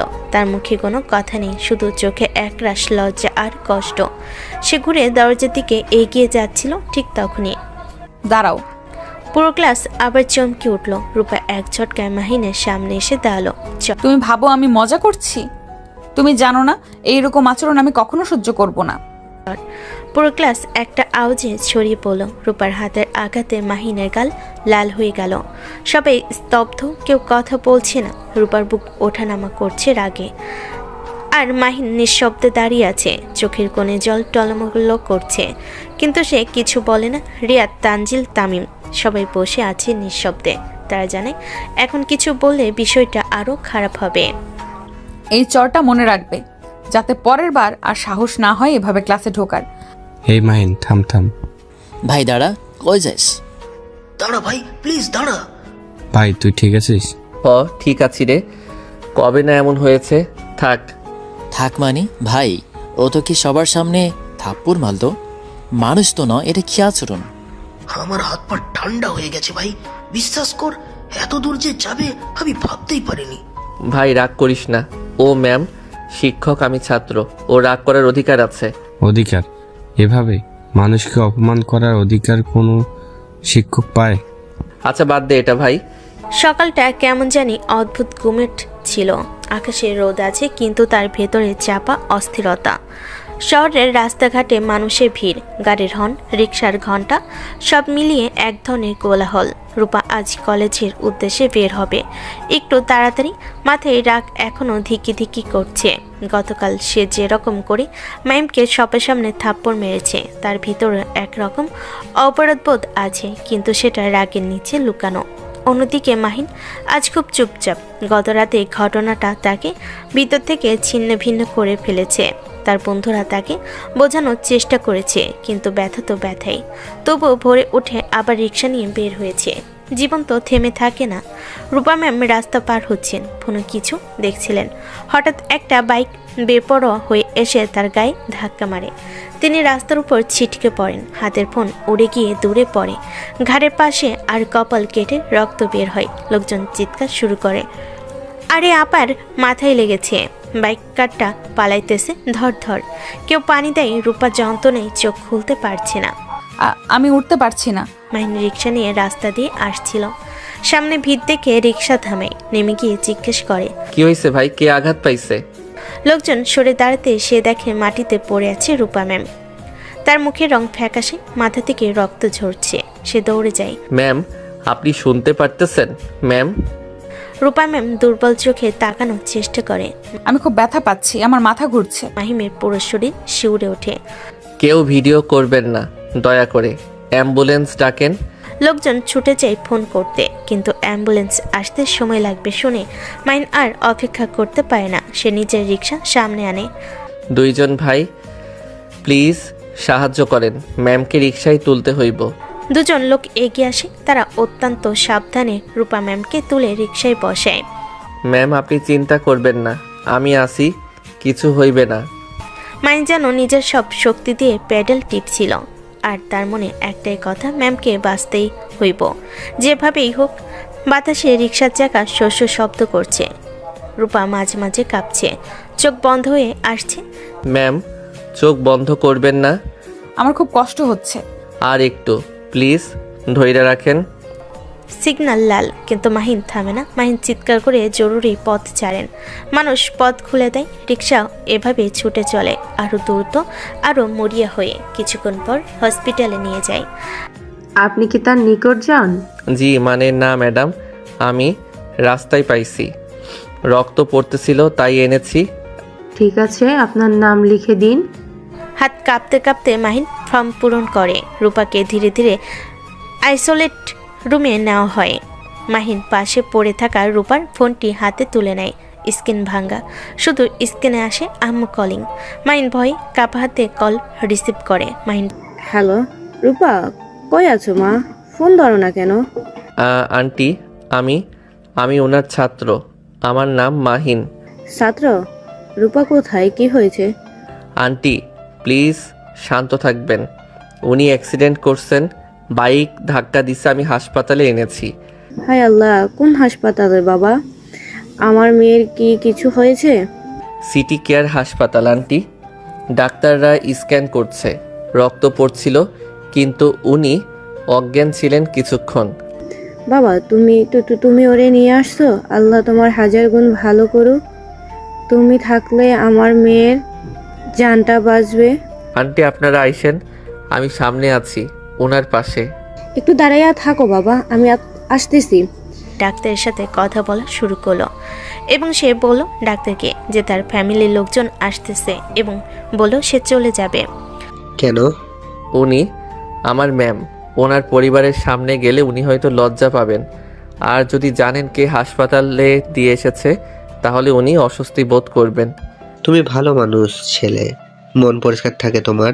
ঠিক আছে, তুমি যদি যেতে চাও যাও, তবে যার আগে রিসেপশনে নাম লিখে যেও, যেন পরিবারের লোকেরা চাইলে তোমাকে খুঁজে পায়। জি ডাক্তার। কিন্তু হঠাৎ করিডোরের বাইরে হো হো করা আওয়াজ শোনা গেল। গাড়ির দরজা বন্ধ হওয়ার শব্দ, মেয়ের নাম ধরে কাঁদা কণ্ঠ।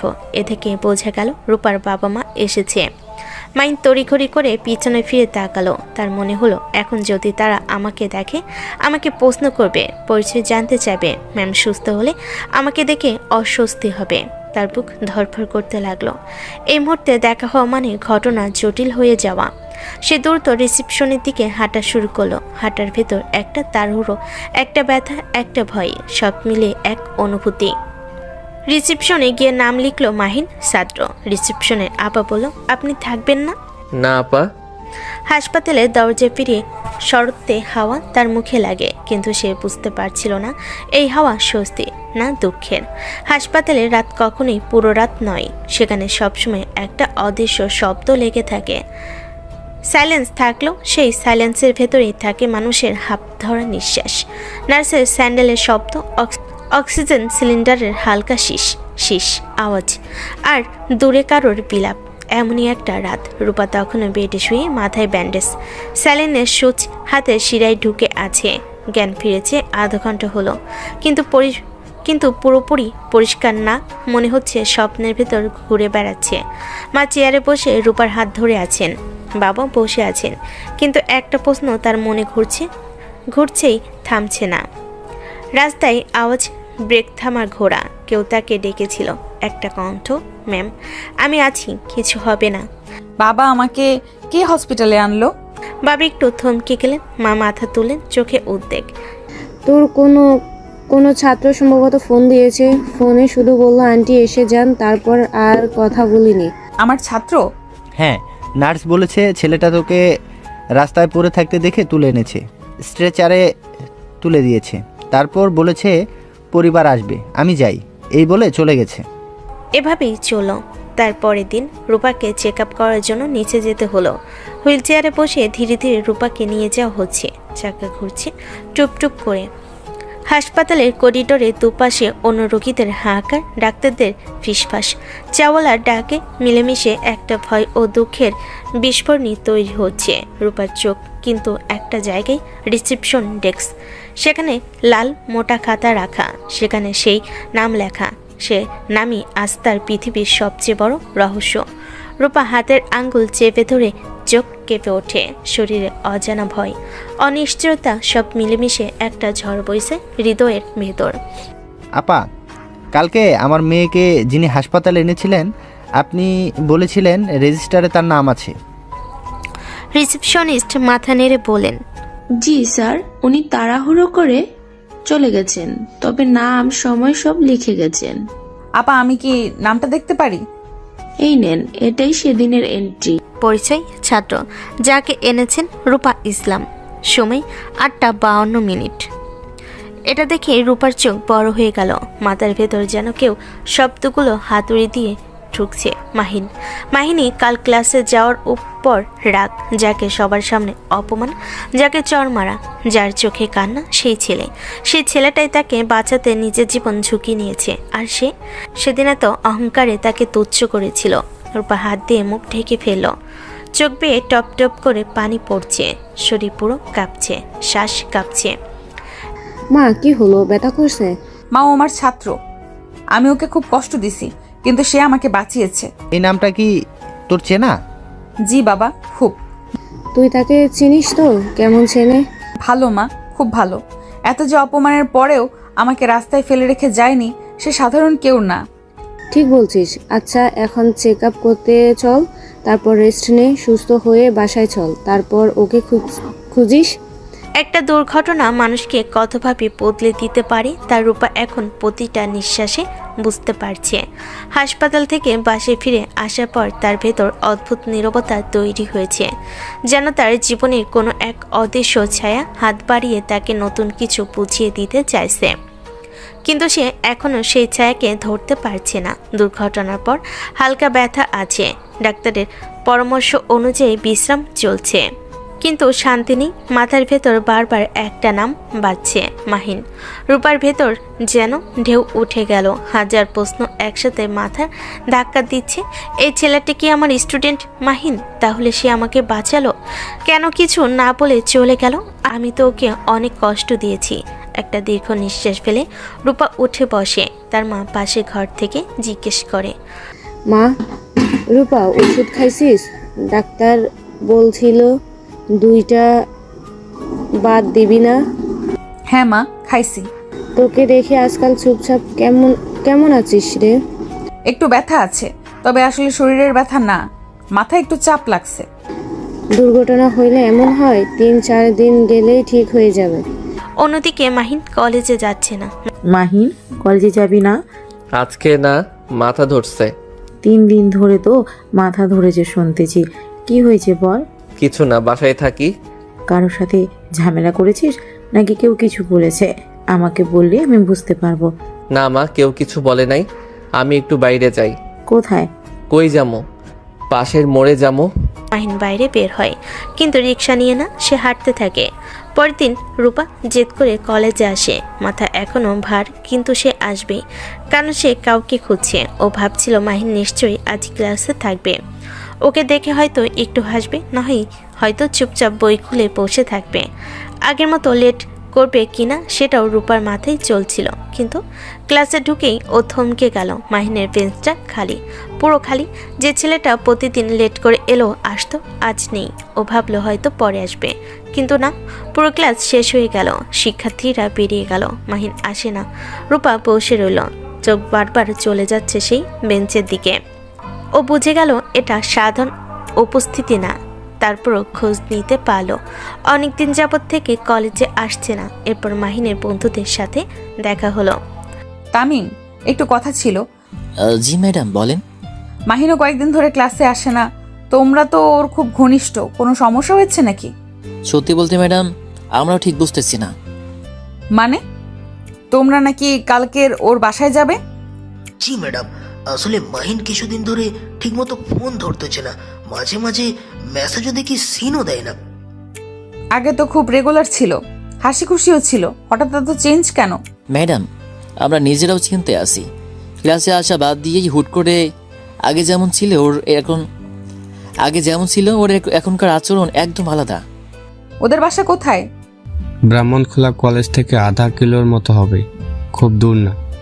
ও আচ্ছা আচ্ছা, ঠিক আছে, তাহলে তোমরা আমাকে জানিও। আপনি ভয় পাবেন না ম্যাডাম, যা অবস্থা আমরা জানার চেষ্টা করব। জানো, আমি গতকালই রিসেপশনে ওর নাম দেখেছি। তিনজনই থমকে গেল। রিসেপশনে? কোন রিসেপশন ম্যাডাম? হসপিটালের। তোমরা তো জানো আমি সেদিন অ্যাক্সিডেন্ট করেছিলাম। যে ছেলেটা আমাকে রাস্তায় থেকে তুলেছিল, হসপিটালে এনে রেখে গেছে। আমি ওকে চিনতে পারিনি, কিন্তু রিসেপশনে লেখা দেখলাম পেশেন্ট অ্যাডমিটেড বাই মাহিন। তখনই মাথায় ঝলক দিয়ে উঠল তোমাদের বন্ধু মাহিন। হ্যাঁ ম্যাডাম, এটা আমরা জানতামই না। সত্যি বলতে ম্যাডাম, ওই দিনে অনেক টেনশনে ছিল। আমরা শুধু শুনেছি বলছিল একটা কাজ আছে। ম্যাডাম, আমরা ওর সাথে কথা বলবো। এভাবে হঠাৎ করে নিজেকে গুটিয়ে নেওয়া ঠিক না। ও আগে যা ছিল এটা সেই মাহিন না। ম্যাডাম, আপনি কি চাইতেছেন, মানে আমাদের সাথে যাবেন? আমি যাব কিনা জানি না, শিক্ষক হিসেবে যাওয়া ঠিক হবে কিনা, আবার না গেলে মনও মানছে না, কারণ ছেলেটা আমার জন্য, মানে মানুষের জন্য এত কিছু করেছে। ম্যাডাম, আপনি চাইলে একটু দূর থেকে থাকেন। আমরা আগে কথা বলি, যা অবস্থা বুঝি আপনাকে জানাবো, তারপর গেলে যাবেন। ঠিক আছে, কিন্তু তোমরা আজই খবর দেবে অবশ্যই। ওর এমন আচরণ নিয়ে আমি সত্যিই চিন্তায় আছি। অবশ্যই ম্যাডাম। আর একটা কথা। জি ম্যাডাম। মাহিন যেন না ভাবে আমি রাগ করেছি বা তাকে দোষ দিচ্ছি। বলবা আমি শুধু জানতে চাই সে ভালো আছে কিনা। ঠিক আছে ম্যাডাম, আমরা ওকে একটা কথাও বেশি বলবো না, শুধু জানবো কেন এত চুপ হয়ে গেছে। তোমরা ভালো বন্ধু। আচ্ছা, আমি স্টাফ রুমে যাব, খবর পেলে জানাবো। জি ম্যাডাম, টেনশন করবেন না, আমরা আছি। কলেজের শেষ বেল, চারিদিক গরমে থমথমে। রূপা ক্লাস থেকে বের হই তামিম, রিয়াদ আর তানজির থেকে দূরে হাত নাড়ল। ওরা ধীরে ধীরে এগিয়ে এলো। তামিমের কাঁধে ব্যাগ ঝুলছে অগোছলভাবে, আর রিয়াদের চোখে সেই চিরচেনা টেনশনের ছাপ। তানজির চুপচাপ, কিন্তু তার চুপচাপ থাকাটাই সবচেয়ে বেশি সন্দেহের জায়গায়, কারণ সে সাধারণত সবচেয়ে বেশি কথা বলে। রূপা ওদের দেখে থামলো। ওদের তিনজনকে দেখে মনে হচ্ছিল কোনো জরুরি খবর দিতে এসেছে। তোমরা ঠিক করছো আজকের মধ্যে যাবে, তাই তো? হ্যাঁ ম্যাডাম, আজ কি যাইতেছি। আর দেরি করলে আর চলবে না। ছেলেটা কিভাবে আছে তাও জানি না। ছেলেটাকে পাওয়াই যায় না। এখন গিয়ে বলবো যে লুকোচুরি খেলা বন্ধ করেন। ঠিক আছে ম্যাডাম, আমরা বলবো। ম্যাডাম, ধৈর্য আইসা জিজ্ঞেস দিচ্ছে, তাই খবর নিতে আসছি। হ্যাঁ। আরে পাগল, এভাবে বলবি না, কথাটা নরম ভাবে বলবি। না ম্যাডাম, আমরা বুঝতেছি, সিরিয়াসলি নিয়েছি, আপনি চিন্তা করুন না। ওরা তিনজন রূপাকে সালাম দিল এবং কলেজের মূল ফটক দিয়ে বের হয়ে গেল। রূপা ওদের যেতে যেতে দেখলো, তারপর ধীরে ধীরে ঘুরে স্টাফ রুমের দিকে হাঁটতে লাগলো। কিন্তু তার মনটা ঠিক সেখানে থাকে না, মন যায় মাহিনের দিকে। তিন বন্ধু কলেজ থেকে বের হয়ে হালকা আওয়াজে বাস স্ট্যান্ডের দিকে হাঁটতে লাগলো। রাস্তার ধুলো, রোদের গরম আর ভ্যাবসা পরিবেশ সব মিলিয়ে এক ধরনের ক্লান্তি তৈরি করে। কিন্তু ওদের তিনজনের মাথায় এখন শুধু একটাই প্রশ্ন, মাহিন আসলে কেন কলেজে আসে না? মাহিন আসলে কেন কলেজে আসে না? ওরা আগে কখনো এমন দেখেনি যে মাহিন একদম যোগাযোগ বন্ধ করে দেবে। সে সাধারণত হাসি খুশি ফ্রেন্ডলি কথা বলতে ভালোবাসে, কিন্তু এখন সে পুরো হারিয়ে গেছে নিজের ভেতরে। দোস্ত, তোরা কি বুঝতেছিস কিছুই না। এতদিন ক্লাস করছি, একদিনও বলে নাই যে কোনো প্রবলেম আছে। হঠাৎ করে মানুষ এভাবে ঘটাইয়া যায়। আমি তো ভাবতেছি হতেই পারে ওর ভাষায় চাপ আছে বা কোনো পার্সোনাল ইস্যু, কিন্তু যাই হোক আমাদেরকে তো কমপক্ষে জানাতে পারতো। আর একটা কথা বলি। বল। ম্যাডাম যে কথা বললো, হাসপাতালে আমাকে যে নিয়ে গেছে, রিসেপশনে নাম দেখেছি মাহিন, এইটা তো শুনে আমারই শরীর কাঁপছিল। আমরা যে দিনের অ্যাক্সিডেন্টের পর ওকে দেখলাম টেনশনে, সেটাই আসলে ওই ঘটনার জন্য ছিল। ওরা তিনজন রিকশায় উঠে বসলো। রিকশা ধীরে ধীরে চলতে লাগলো। রাস্তার ধারে দোকানগুলো বন্ধ হয়ে যাচ্ছে, গরম কমতে শুরু করেছে। দোস্ত, আমি ভাবতেছি আমরা গেলে মাহিন কি আমাদের সামনে খুলে বলবে? নাইলে তো বলবেই না, ও নিজের বেশি দমাইয়া রাখে। আর এই ঘটনা পরে যে রীতিমতো পালাইতে চাচ্ছে। একটা ব্যাপার ভাবছি। কি? ম্যাডামকে হাসপাতালে পৌঁছে দিয়ে চলে গেছে, কিন্তু ম্যাডামকে জানাই নাই। এর মানে কি জানোস? কি? সে চায় না ম্যাডাম তাকে কিছু মনে করুক, অথচ সে রাখেই নাই, নিজেকে লাইনের বাইরে রেখে গেছে। মানে সে মনে করে ম্যাডাম তাকে গুরুত্ব দিবেন না, অথচ আজ ম্যাডামই আমাদের পাঠাইছে ওর খোঁজ নিতে। দোস্ত, ব্যাপারটা রসিকতা না, কিন্তু কেমন জানি লাগছে। ম্যাডাম আজকে যতটা চিন্তা দেখাইলো, মনে হয় সত্যি কেয়ার করে। ওরা সবাই মাহিনের পাশে গেল। সবাই জানতে চাইলো কি হচ্ছে। আরে কিছু হয়নি, এমনিতেই কালকে থেকে যাব ইনশাআল্লাহ। তাহলে এতদিন আসিস নাই কেন? আর ওই দিনের ঘটনা ভুলে যা।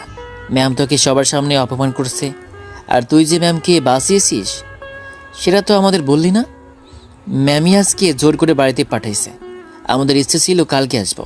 ও ভাই, সত্যি কথা বলতেছি, ম্যামই আজকে জোর করে পাঠাইছে। কি বলতেছস? সে এত ভালো হইল কবে থেকে? তার ভিতর দয়া মায়া উদয় হইছে। আরে শোন, আমার একটু যাইতে হবে, বুঝছস? তাড়াতাড়ি বাসায় যাইতে হবে। হ্যাঁ আচ্ছা মামা, যা তোরা, সমস্যা নাই। আমি কালকে থেকে আসবো ইনশাল্লাহ। আর শোনাইলি তাতে তো মাথা নষ্ট। আচ্ছা মামা, তাহলে উঠলাম। পরের দিন সকালবেলা ওদিকে কলেজ ফটকের বাইরে দাঁড়িয়ে আছে মাহিন। কাঁধে ব্যাগ, হাত কাঁপছে, গলা শুকিয়ে গেছে। যে মেয়েটাকে সেদিন সে বাঁচিয়েছিল, যে ভয়ে সে ধাক্কায় সে কলেজে আসেই বন্ধ করে দিয়েছিল, আজ সেই তার সামনে দাঁড়াবে। সে বুক চাপড়ে নিজেকে বলে, যা হবার হবে, পালাবি না। ধীরে ধীরে ভিতরে ঢুকলো। অন্যদিকে রূপাও স্টাফ রুম থেকে বের হয়ে আসলো, হাতে কাগজ নেই অফিসের। সে দূর থেকে খেয়াল করলো মাহিন আসতেছে। আস্তে আস্তে কাছে যেতে শুরু করলো। মাহিন অন্যদিকে তাকিয়ে থেকে হাঁটছে, তাই সে দেখতে পারতেছে না যে ম্যাম তার সামনে দিকে আগাচ্ছে। মাহিন দাঁড়াও, তুমি জি ম্যাম বলেন। এতদিন কলেজে আসোনি কেন? কই গেছিলা? কোথাও যাইনি ম্যাম, ওই টুকটাক একটু ব্যস্ত ছিলাম আর কি। ব্যস্ত ছিলা নাকি এমনিতেই আসো নাই, নাকি এড়িয়ে যাওয়ার চেষ্টা করতেছো সবকিছু? না না ম্যাম, আমি এড়াই নাই, সত্যি বলতেছি।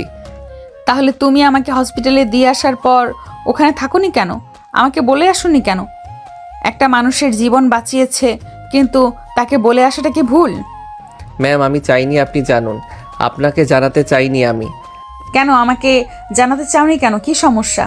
আমি জানাতে চাইনি কারণ আপনি ভাববেন যে আমি আপনাকে দেখানোর জন্য এসব করতেছি। তুমি এতটা নির্দয় ভাবো আমাকে? না না ম্যাম, ওরকম কিছু না। আমি আসলে আপনাকে জানাতে চাইনি এমনিতেই। আপনি ছোট হয়ে যাবেন। আমার মতো ছেলে যদি সুস্থ হয়ে ওঠার পর পাশে দেখেন। আমি 3 দিন ধরে তোমাকে পাগলের মতো খুঁজতেছি, সব জায়গায় সবখানে। আমার জ্ঞান ফেরার পরে আমি সর্বপ্রথম যে মানুষটাকে দেখতে চাইছি সেই মানুষটা হচ্ছে তুমি। এমন একটা প্রশ্ন, কে আমাকে বাঁচিয়েছে? কে এত সাহস করে আমার পাশে ছিল? আর তুমি তুমি কি করলে? তুমি চোরের মতো পালিয়ে আসলে। আমি সেদিন তোমার সাথে ব্যবহারের জন্য সরি। আমি সত্যিই তোমার কাছে ক্ষমা চাইতেছি। আমাকে তুমি ক্ষমা করে দাও প্লিজ। তুমি তুমি ক্ষমা করতে না পারলে আমি নিজেকে কখনো ক্ষমা করতে পারবো না। আমার ভুল হয়ে গেছে। তুমি আমাকে নতুন জীবন দিয়েছো। আচ্ছা আমাকে বলো, তুমি তাহলে এত লেট কেন আসতে? আমি ইচ্ছা করে তো লেট করি না ম্যাম। আমি হচ্ছি গরিব, বাবা অসুস্থ, মা ঘর সামলায়, পুরো ফ্যামিলি আমার দেখতে হয়, ফ্যামিলির সব দেখভাল আমার করতে হয়, আমার রোজগারে সংসার চলে। এখানে আমার কি দোষ ম্যাম? এত কিছুর পরও আমি চেষ্টা করি যাতে ভালো করে পড়াশোনা করতে পারি। আমার গায়ে পোশাক দেখে রাগারাগি করেন, সে পোশাকটা কিসের জন্য খারাপ একবার জানতে চান নাই? আমি রিক্সা চালাইয়া আমার শরীর, চেহারা, পোশাক সব খারাপ করি। কারণ কি জানেন? কারণ হচ্ছে একটাই, আমি আমার ফ্যামিলিকে ভালো দেখতে চাই। আমি সরি মাহিন, আমি বুঝি নাই। এটা তুমি আমাকে আগে কেন বলো নাই? আপনি আমাকে কি বলার সুযোগ দিয়েছেন? একবারও বলার সুযোগ দিয়েছেন আমাকে? দেন নাই আপনি। আপনাদের মতো বড় লোকরা জানে না যে গরিব ছেলেরা কিভাবে কষ্ট করে পড়াশোনা করে, কতটা কষ্ট হয় তাদের। আমি সরি। আসলে ছোটবেলায় বাবার আহ্লাদে বড় হয়েছি, তো মানুষকে মানুষ মনে হতো না। অনেক অহংকারী হয়ে উঠেছিলাম। বেশি অহংকার কিন্তু ভালো না ম্যাম। সেটা আমি খুব হারে হারে বেশি বুঝেছি, খুব হারে হারে। আমি সত্যিই তোমার কাছে মন থেকে সরি, বুঝছো? আমাকে ক্ষমা করে দাও। আরে ম্যাম, কি যে বলেন আপনি? আপনি হচ্ছেন আমার ম্যাম। আপনার কি ক্ষমা সাজে? ক্ষমা চাওয়ার কোনো প্রশ্নই আসে না। আপনি জাস্ট আমাকে ভুল বুঝছেন, এটাই। এখন আপনার শরীর কেমন? শরীর মোটামুটি ভালো, মাঝে মধ্যে মাথায় খুব ব্যথা করে, এই আর কি। আচ্ছা ক্লাসের টাইম হয়ে যাচ্ছে, তুমি যাও তাহলে, কালকে তোমার সাথে কথা হবে। আচ্ছা ঠিক আছে ম্যাম, আমি যাচ্ছি তাহলে। আল্লাহ হাফেজ। মাইন ক্লাসে চলে আসলো, অন্যদিকে রূপক তার স্টাফ রুমে চলে গেল। আজ অনেক দিন পর মাইন ক্লাসে আসছে। মাইন যেহেতু ক্লাসের সবার একটা প্রিয় বন্ধু, তাই সবাই এসে তাকে জিজ্ঞাসাবাদ করতেছে এতদিন কেন আসে নাই, কোনো সমস্যা হয়েছিল কিনা। তামিম, তানজিল, রিয়াদ ওরা তো আছেই। আজকে মাহিনের কেন জানি মনটা খুব ভালো, বুকের ভিতর আর কোনো ভয় নেই।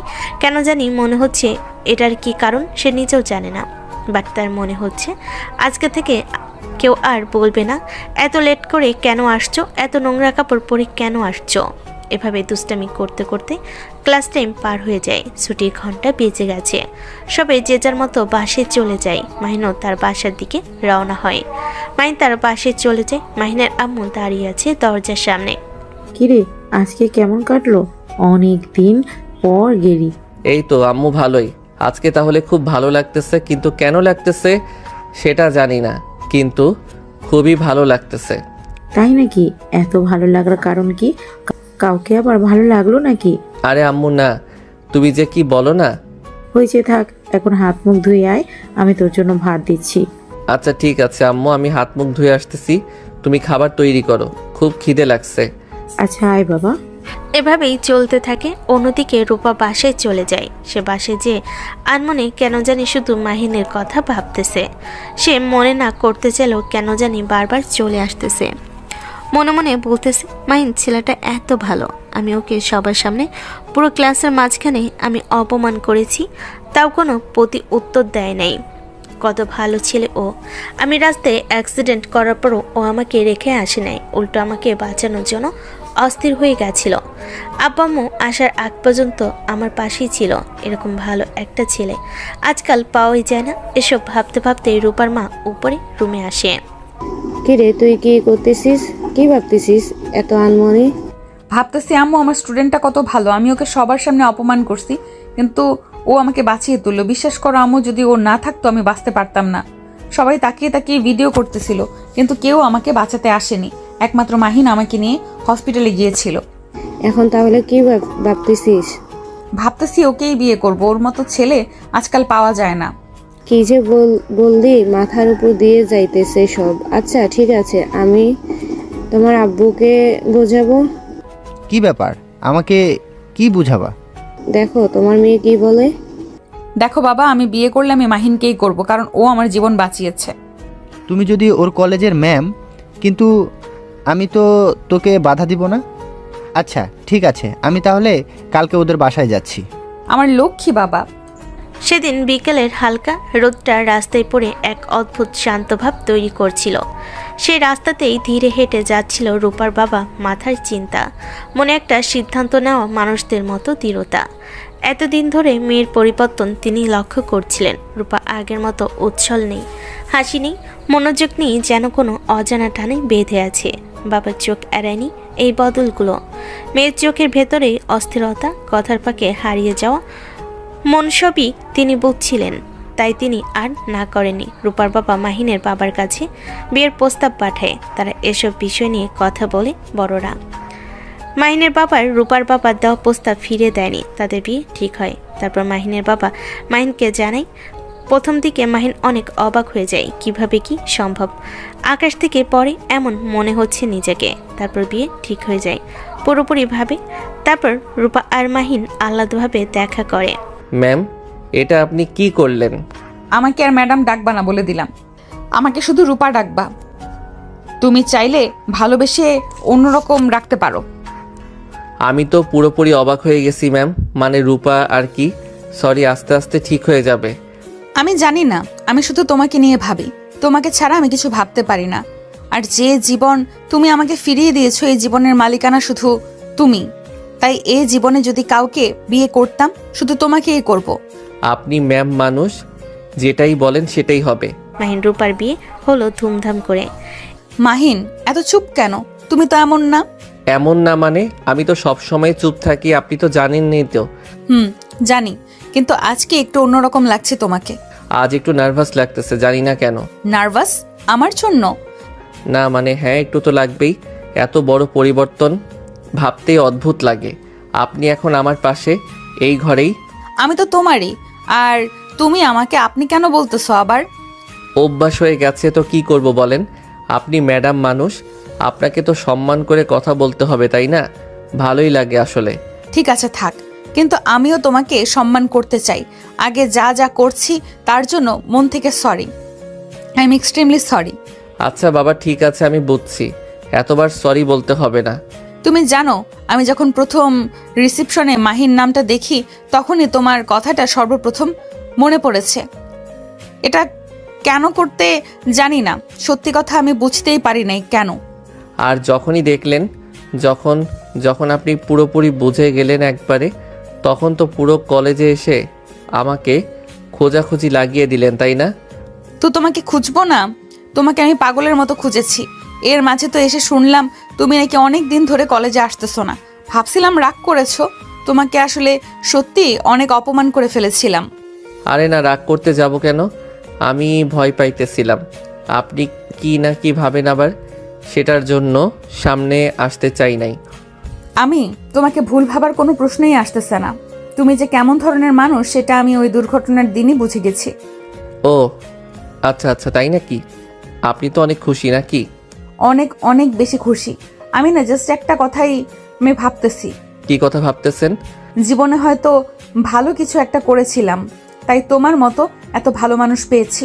আমার মনে হচ্ছে I am so lucky in the world. আমি তোমার কাছে অনেক সেফ ফিল করি। এটা আমি আজীবন চাই। আপনাকে আমি কখনো হতাশ করব না, এতটুকু আমি শিওর দিতে পারলাম। আল্লাহ ভরসা, বাকিটা এতটুকু কথা আমি দিতে পারি। ওকে ওকে, তাহলেই হলো। এখন বসে থেকো না, আজ থেকে তুমি আমার স্বামী।